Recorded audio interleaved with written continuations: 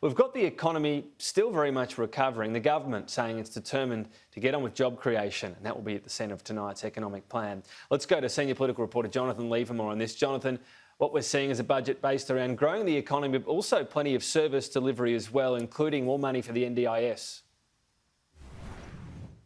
Yeah, that's right, Tom, and good morning to you. We know the NDIS is one of the country's most ambitious social policies. It's also, though, long bedevilled governments, and for very good reason. It's been hard to run and extremely expensive. We now see the government committing more money, and for very good reason. Originally, it was estimated to cost the economy some $22 billion at its peak. The figure, though, is rapidly increasing. Now, last financial year, as we can show on the screen, it cost the economy $17 billion. But by the years 24-25, it's believed it will cost the economy around $30 billion. That's more than Medicare. This morning, the Treasurer, Josh Frydenberg, made a commitment to continue increasing the funding for the scheme. Well, in tonight's budget, you'll see additional funding for the NDIS. This is a wonderful program. It's made a profound change to the lives of Australians with disabilities and their families. We all know stories of people who have been assisted by the NDIS, and under the coalition, the NDIS will always be fully funded. This budget looks like an Easter show bag, something that's flashy, looks good in the short term, but doesn't actually last. This budget will, of course, still be the largest deficit in Australian political history. It's a budget aimed at politics and short-term political management. Now, Tom, we know our budget deficit is supposed to be significantly better to the tune of roughly around $52.7 billion. We also know that the nation, the government, is heading towards a record debt. Now, Craig Kelly, the rogue MP, wanted to show what that record debt would look like. So he printed his own cash. Taxpayers' money, though, was used to pay for that, as he wanted to show what $1 trillion would look like. Let's have a listen.